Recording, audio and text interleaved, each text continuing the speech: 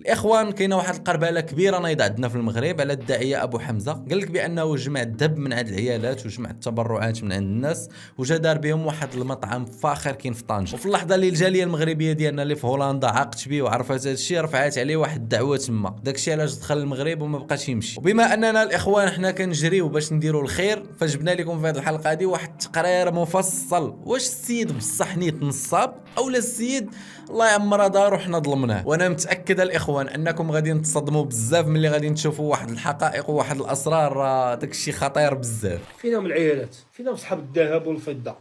واش الذهب دار على الزينه؟ الذهب ما بداش على الزينه. في رورمونت مسجد تعد جمعت 5 كيلو ديال الذهب في 3 ايام. باقي عاقل على النساء الله يحفظهم ويبارك فيهم يتحايد في الرومون كيلوحوا في داك الشيء ديالهم من وراء الحيط، بحال الحوايط بحال ما كاينين وراء النساء. باقي عاقل شي اخوات قلت لهم بحال ما كنت كنضحك، قلت لهم لا باقا معاكم شي وحده مديره شي خاتم حيدوه ليها بالزز، شدوا واحد الاخت كتفوها وحيدوا ليها كتموت بالضحك، حيدوها ليها ولاحوا لي الذهب. راه القضيه الاخوان بدات مع هذا الفيديو هو اللي خلاني نفتح واحد التحقيق عاجل باش نعرفوا هذا الذهب هذا فين مشى. قالت لك تمشي للمسجد باذن الله تعالى قولوا الله اكبر الله اكبر الله اكبر الله اكبر.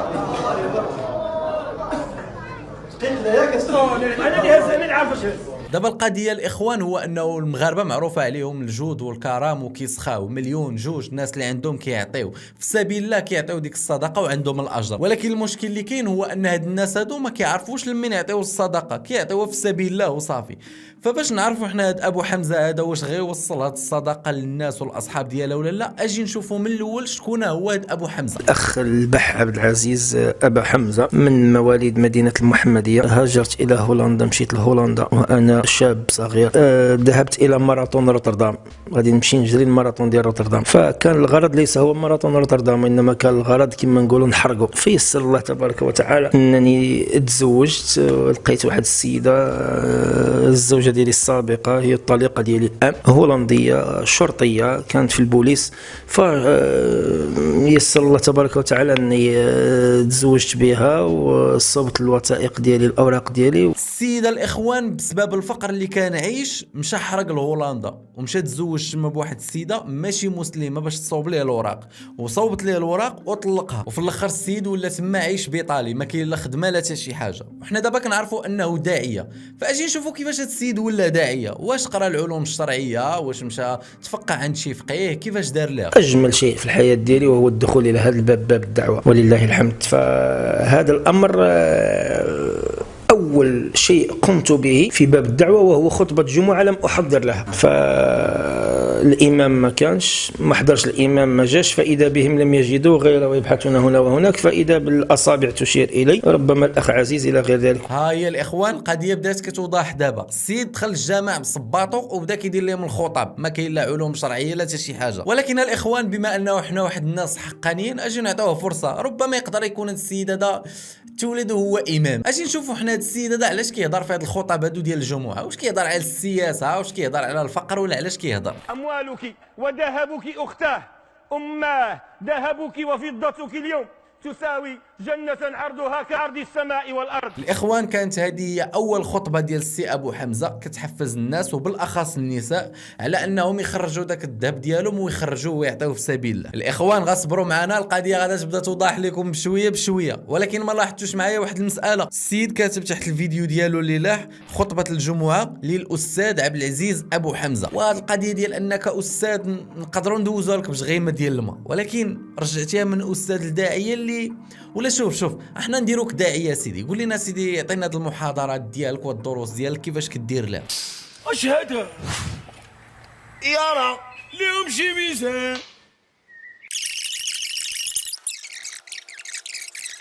وهو يرى عن فلسطين وعن كذا وما ما نرى عن فلسطين. أقول لابد أن نتذكر أن هذه أشرف أرض غصبت من المسلمين. اغتصبت من المسلمين. أشرف أرض غصبت من المسلمين الآن يحكمها غير المسلمين هي. والسيدة الإخوان داير معنا لايف مباشرة وداير السماعات ديال الودنين هذوك اللي زيات، كيسمع لشيخ آخر وكيعاود لينا حنا زعما راه حنا ما عقناش بك. اجي تخيل معايا طفى لي التليفون ولا تمشي لي الكونيكسيون ولا توقع لي شي حاجه، شنو غادي يجرى لك اصاحبي في ديك الساعه؟ غصبت من المسلمين الآن يحكمها غير المسلمين هي هذه. لأن طيب اغتصبت أرضنا في أرض المسلمين، اغتصبت أرضنا مثلا في الاخوان راه هادشي هو اللي هضرنا عليه دابا، هادشي اللي ما بغيناش. شفتوا ملي طفالي دابا التليفون كيبقى كيدور في العينين عنده. لأن طيب المبارك. اغتصبت أرضنا في أرض المسلمين، اغتصبت أرضنا مثلا في صافي الاخوان، شوف غنديروا براسنا حنا ما شفنا والو، ولكن دابا صراحه راه ما نتفاكش، راه غنبدا كنجبد في واحد الدواسه كبار ديالو، بالاخص ملي ما بقاش كيدير الخطب ديال الجمعه. السيد ولا كيدير واحد الجمع ديالو وكيجمع به واحد الناس وكيبدا كيقول لهذوك العيالات والرجال عطيوني هذاك الذهب ديالكم واروه ليا في سبيل الله، انا غادي نشوف اشنو ندير به. قول لهم يجيبوا الفلوس اصاحبي، راه حنا كنترعدوا. اخوات، شي اخت فيكم تحيد السلسله ديالها ديال الذهب ولا تحيد هذاك وتبدا ان شاء الله الرحمن تقول هذا لله عز وجل، هذا ديال سيدي ربي سبحانه وتعالى. هذاك الارمبونت اوفن كاتينغ اوفن اور دينغ وي تطبيق اور يا هذيك اللي كيقولوا الحلقات. يلا الاخوات، شي وحده فيكم تحيد هذاك الشيء اللي في يدها كامل وتقول لك هذا لله جل وعلا. ما غناخذوش حنا، ما غيديش للجنه ولا غيديش، غتجي به هنا وغادي يتباع باذن الله تعالى عند مول الذهب، والفلوس ديالو غتمشي للجامع ان شاء الله. والذين يكنزون الذهب والفضة ولا ينفقونها في سبيل الله فبشرهم بعذاب أليم. دابا الاخوان، واحد السؤال اللي مهم بزاف غنوجهه لابو حمزه، واش هاد المساجد هادو كياخذوا هذوك الفلوس كاملين اولا انت كتاخذ منهم الباي ديالك ولا النسبه ديالك؟ نديرو عزيز خدا سيدي من شي جامع، عطا شي جامع، مالك انت؟ لا خويا لا، ما مالي والو، خذ اخويا كلشي ديالك مرحبا، ما كاينش مشكل. ولكن واحد السؤال اللي مهم بزاف، شحال كتجمعوا كاع من هذا المسجد هذا ديال الفلوس؟ مليون، جوج، 10 كاع؟ كانت البداية انه 3 أيام دعوية، طلبنا الناس ان شاء الله جميعا باش نتوحدوا. كانت اول 3 أيام جمعنا مبلغ 500,000 يورو. الاخوان ساسكت هنا قليلا. الناس كتجمع في 3 ايام 500 مليون، قال لك 500,000 اورو. واخويا اش غادي نقول لكم، الله يزيدكم اخويا. ولكن واحد السؤال اصاحبي عاوتاني رجعوا لي الله يرحم الوالدين، واش هاد الفلوس هادو كيمشيو للجامع كاملين ولا كتاخذوا منهم شي نسبه؟ نديرو عزيز خدا سيدي من شي جامع، عطا شي جامع، مالك انت؟ ما ماليش اخويا، انا ما مالي والو اخويا، انا بنتي لي حتى ما خدامش مسكين، ولكن عندك واحد الحديده ناضيه، داكشي علاش كنا نسولوك وصافي. أما إذا كان يأخذ نسبة من التبرعات التي يجمعها هذا لا يجوز. يعني أنا عندما أتبرع ب10 دنانير يأخذ دينارا منها، أنا تبرعت على أساس أنت تأخذ دينار ملك. ولا اجي عندك تكون بصح نيت انت كدير الخير، ورينا مثلا هاد الفلوس هادو اللي كتجمع فين كتمشي مثلا كاع؟ الهدف ديالي هذا العام 300 حولي 285 اللي مقيده، وصلنا دابا النمره 1 عيد. الاخوان، وقال هاد السيد هذا راه كنا ظالمين، وهو 300 ديال الحولي غادي يعطيها للناس. سير اخويا الله يرحم لك الوالدين، كمل. ليلى هارون دابا دخلنا عليك بالله، حتى دابا قالت دير الخير تمايا، والسيده دايزه شداك اللي تمشي للبحر ولا تمشي للحمام. كمل اودي، كمل. والناس بدات كتصيفط. غنشوفوا النمره 38 واش غيعيدوا ولا لا. وفي الصراحه هنا الاخوان، انا كان كيسحب ليا انه دوك 300 ديال الحواله اللي غادي يجمعوا من الفلوس هذوك التبرعات ديال الذهب وداكشي اللي كان كيجمع. ساعات السيد صدق جايب بواحد الناس جامعهم في واحد الزنقه وكيعيط على واحد المحسنين في التليفون وداير واحد اللايف باش يجمع ليهم الفلوس، ماشي مشكل. ولكن علاش بالضبط كيعيط بالارقام وما كيعيطش بالاسماء؟ اسمع، كاينه واحد الحاجه اخرى نسيت ما قلتهاش لكم. واحد الناس اللي كيتفرجوا فينا من بعيد، واحد السيد عيط لي قال لي بغيت نعيد لهذيك المراه. قلت لي هذيك المراه خصها تقيد اخويا، وانا اللي بغى يعيد لشي واحد بوحدو يعيد ليه، غير انما انا قيدت الليسته، ماشي شي واحد عجباته واحد المراه جالسه عطي لهذيك، هذا ماشي عدل. هذا ياك قلت لي اخويا مرحبا على الراس والعين، ولكن ديرها انت. اللي بغى يعيط ليا يقول لي عيد النمره 40. دابا الاخوان هو دبر في العيد المول النمره 40، ولكن حتى شي واحد ما عرف مول النمره 40 شكون هو. اش بان لكم؟ خفتها لا يكون مناد النمره 40 هو ابو حمزه نيت. فعلاش هاد السيد ملي اتصل بيه وقال لي بغيت نعيد لهذيك السيده قال لي لا انت غادي تعطي المول النمره 40. ما علينا الاخوان، واش حنا في دولة الحق والقانون وما عندناش واحد القانون زعما اللي غينظم لينا هادشي؟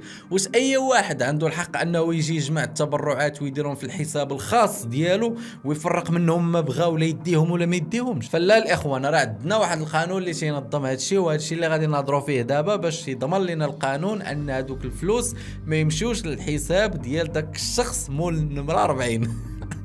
فاول حاجه اللي كيركز عليها هذا القانون هذا هو انه خاصك ما تكونش شخص عادي، خاصك تكون يا اما جمعيه ولا مؤسسه ولا منظمه. فاجي نسولوا حنا ابو حمزه هذا واش هو منظمه ولا مؤسسه ولا واش جمعيه؟ ماشي جمعيه، هذا الشباب ديال نصر ما عندناش جمعيه. ويلي الاخوان على ماشي جمعيه، وشنو ضمن لي انا هاد الفلوس هادو اللي غنعطينا كمتبرع ان هاد الفلوس هادو ما غيبقاوش في الحساب الخاص ديالو وغيمشيو للجهات اللي انا باغي نتبرع عليهم؟ فلا رجعنا للقانون الاخوان ديال 18 اللي كينظم جمع التبرعات من العموم وتوزيع المساعدات لاغراض خيريه، غلقوا في الباب الثاني ديالو وبالضبط في الماده 7 ان اي شخص بغى يجمع التبرعات خاصو يمشي ياخذ ترخيص من عند الاداره، وخصو يكون جمعيه ولا مؤسسه. اي بمعنى الاداره اللي هي عباره على الدوله ولا ديك السلطه المحليه خصها تكون في راسها انها التبرعات فين غادي يمشيو باش تقدر هي تضمن الوصول ديالهم وتعرف ان هاد الناس هادو راه عندهم واحد النوع من النزاهه. زائد ان داك الحساب البنكي اللي كيوصلوا هذوك التبرعات ما خصوش يكون ديال شخص، خصو يكون ديال جمعيه. زائد ان هاد الدوله هذه ولا الاداره زعما السلطات المحليه كتساعد بعض المرات في التنظيم ديال هذيك الجمع ديال التبرعات. داكشي علاش كتلقى بعض المرات القياد اولا المقدميه ولا الشيوخ جالسين وسط واحد الناس كيعطيو القفات ولا كيعطيو شي مسائل. سمعتي يا سي ابو حمزه، راه هذا هو القانون وانت خالفتي القانون للاسف. فهادشي اللي غيخلي بزاف ديال الناس يدخلوا يبداو كيتهموا في السيد بانه ما مزيانش. انت نصبتي على المغاربه كاملين باسم الله وباسم ديال الدين وكاع العالم كامل عاقبك، يعني اللي تشوفوا كاين ما يهضروا عليك. بالله عليك ديك السيده اللي عطيتيها الحولي ب1000 درهم ومسكينه باعته ومشيتي صورتيها وقلتي لها رجع لي الحولي ديالي، كل حقار كيجيب الله حقارو. انت فوتي الحدود وهذا المنبر اقول لك ابعد عن مدينه طنجه. والقضيه عندك صعيبه في الصراحه السي ابو حمزه، ولكن انا ما تنصحكش انك تبقى ساكت. جاوبوا لا قدرتي تجاوب ودافع على راسك. الله ينعل الموسخ ما والديك ما نجبدهم يا بالموسخ الاخر. الشكايه خصك تمشي ديرها باختك ماشي بابا حمزه.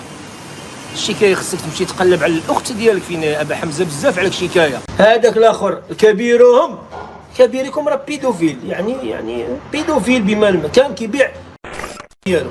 وباش تكون داعيه وكدير الخطاب ديال الجمعه وتبدا تتسب وتبدا تقول بحال هذا الكلام هذا شنو تيقولوا ليه ما يسوى ما يصلاح. اودي انا شخصيا راه صعيب نقدر نثيق فيك ونعطيك فلوسي باش توصلهم من واحد الجهه الاخرى وانت تتكلم بهذا الاسلوب هذا. واسمح لي على هادشي. عاد زيد اخويا، انا الحاجه اللي برسطتني بزاف هي دخلت كملت الفيديوهات ديالك كاملين وقلبت على ديك 300 حولي واش وصلت على الاقل واخا 2 نويمرات ولا 3 من هذوك 40 41 واش وصلهم شي حولي ولا ما وصلهمش. اما لقيت والو اخويا. وإلا كان اخويا شي فيديو عندك بانه راك عطيتي 300 حولي لهاد الناس هادو صيفطوا لينا وسمح لينا بزاف على هاد السوء ديال التفاهم. ولا اجي ياك ما كيف ما قالوا شي وحدين هذوك فلوس ديال الحواله ودوك جمع التبرعات ديال الذهب وداك الشيء صوبتي بهم هذاك المطعم الفاخر ديالك في طنجه. هاد اللي هضروا على الحريره ديال 50 درهم ما شرب الحريره ما خلى الناس تشرب الحريره. هي جايه بلاتي الحريره بلاتي تجي تحط قدامك. راه عطيني هو ملي قلت هاد الحريره هادي بلاتي هادي الثانيه هادي الاولى اللي كنت هادي ب 60 علاش هادي ب 60 ياك بلاتي ما تبينش الدنيا. لا ما بيناش لا انا نتايا انا مش خافش هادي دابا ب 60. هذيك بريوه ديال اللوز بريوه ديال الحوت هاد السيجار كيقولوا لي السيجار تا هو سميتو عرفتش غندير نخليو هادي من بعد نشوفوا هادي الحلوه ديال 50 درهم. هادي الحلوه دابا ماشي توضيح للناس يضرب راسهم مع لا الناس الكليان ولا هذا اللي غيجيو. هادي ملي كنت كدير هادي شد الحاجه هذيك هادي وهادي ما تستاهلش الفريال. وشوف المكان اللي جالس فيه. والاخوان الدعاة والله العظيم الى كل مره عندنا في المغرب كيخرج لنا شي واحد بشي حاجه وزلافه ديال الحريره ب 50 درهم مع طبيصيل ديال الحلوه قال لك ب 50 درهم هي 100 درهم وقال لك ناوي اصلا يزيد في هذيك الحريره في هذا رمضان وقال لك كان باغي يوصل هذيك الزلافه ب 100 درهم. ياكشي بس ما كاين اخويا كلا بس اش داير فيها كاع. مؤخرا الاخوان غتكونوا سمعتوا بداك القالب اللي دار السي ابو حمزه لذاك السيد هو جاي من برا وكيصاحبوا زعما راه لاباس عليه باع عليه طاجين ب 1900 درهم. شحال 38,000 ريال. اخويا بغيت نقول واحد الكلمه عبد الصمد، انا راني ديجا في المغرب. اه مشينا اسيدي هذاك الانسان انا تنعرفو هذه مده، مشينا اسيدي نمشيو قال لك لعند ابو حمزه دار لي اخويا عبد الصمد واحد النصبار. جينا اسمع دخلنا مرحبا بكم مرحبا بك، قلت له اسمح لي السلام، قلت له ابو حمزه واش يا وقيلا ساليتو، قلت له ما نديرونجيكمش، قال لي لا ما ديرونجيوش. جلسنا بغينا نشوفوا هذاك المنيو زعما داكشي اللي تيقدموا في المأكولات وداكشي. قال لي ما محتاج، قال لي شنو بغات الكريشه، اقسم بالله لا هكا قال لي شنو بغات الكريشه. واحد الوقيته كلينا وشربنا هكا مسحنا هكا، واحد الوقيته منين وصلنا لاكيس اقسم بالله لا قال لي هذا الطاجين اللي كليتي هذا اللحم قال لي ما كاينش في المغرب، قال لي ستي المغرب كله ما فيهش هذا اللحم. واخا شحال خلصتي في الاخر؟ شحال خلصتي في الاخر؟ والله العظيم اخويا لا خرجات قول بشي 1900 درهم. ديالاش؟ فيها طاجين وفيها شي 6 ديال المشروبات وفيها 2 ديال الزلايف ديال الحريره ما شربوهمش ولادي. قال لك دخلهم بحلاوه اللسان وباع لهم طاجين ب 1900 درهم وشي مشروبات معاه. فعلاش هاد حلاوه اللسان هادي ما تتكونش مع دوك الفقراء ما كيكون كيوزع عليهم شي لعيبه في حاله ما اذا وزع عليهم؟ علاش عاد كتشكيو بزاف؟ علاش؟ لا بلاتي علاش الشكوى بزاف؟ الشكوى وحنا اش عندنا؟ تيجا تسحبها بوحدك اللي عندك الله. والسيد بديك حلاوه اللسان اللي عنده ولا كيبيع اي حاجه. تخيلوا معايا باع حبه ديال الروز ب 10,000 ريال، 50 اورو، 500 درهم. حبه الروز ب 500 درهم روز غادي ندير بها التاريخ، غادي نحسبها حبه غنبيعها ب 500 درهم، 50 اورو. اغلى روز في العالم. علاش ما نكونش عندي اغلى روز؟ ماشي تاريخ انك تبيع حبه الروز ب 500 درهم ب 50 اورو. شنو التاريخ عندك انت؟ هكا كنت كندير في المساجد باش كتلقاو داك الاموال وداك الشيء اللي كنجمع في المساجد. راه هذه الطريقه انا اللي خرجتها. اسطوره، نعم لما لا، اسطوره، علاش لا؟ ما تكينش الناس، انتم المشاهدين ديالي باقي ما تكينش بزاف. ما تقول لي لا غادي نعاون لا غادي نعاون. انا كنبيع الروز. غتشري من عندي حبه ديال الروز؟ غنشري حبه ديال الروز ب 50 اورو صدقه. لا ما بغيتكش تقول لي صدقه. انا بغيتك تقولي لي انا ما باغيش نديرها صدقه. انا بغيت نبيع وندير بها اللي بغيت. انا بغيت ندير التجاره. بغيتي تشري من عندي حبه ديال الروز باش ب 50 اورو. شكرا اختي، بارك الله فيك. وبصحتك اختي، حبه ديال الروز ب 500 درهم، تتي لاباس عليك اللي شاريها. زيد اخويا اش غتبيع ثاني؟ زيد. هاد المكانه هادي احد الاخوه قال لي قبيله اتحيد هاد المكانه وغادي نبيعوها في المزاد العلني. المكانه وصلت ل 7,000 درهم. كندارني راسي شوف كيف راحت كندارني راسي. كنقول للمراه كنقول لها والله الا دارني راسي. والله العظيم اخويا لا بالسيف ما يخفف عليك راسك. عادي اخويا، واش ما قال ب 100 درهم بايع انت ب 140,000 ريال، 7,000 درهم، من 100 درهم ل 7,000 درهم. بالسيف اخويا ما يخفف عليك راسك. اودي والله ما عرفت علاش انا وجهي ما قاصحش. الكاسكيط هادي غتبدا ب5 الورقات 500 درهم. راه 1000 درهم حطها. 1000 درهم. والله تنحيد كلشي اليوم، خلي نجي الستره. لا خويا والله العظيم الا سعفتيني انا محيد كلشي. خفف مع راسك ما كاينش مشكل.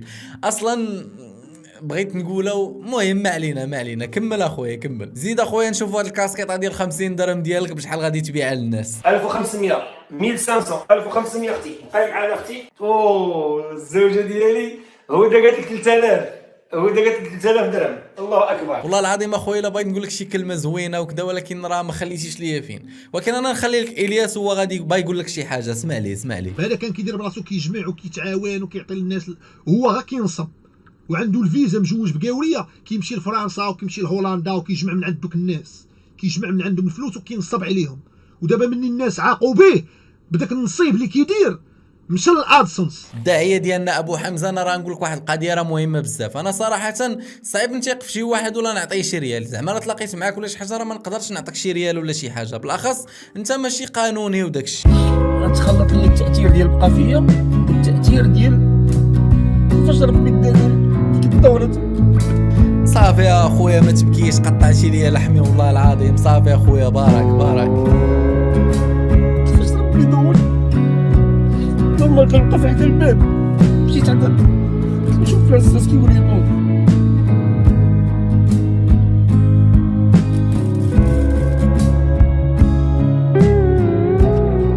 كلهم لي طونس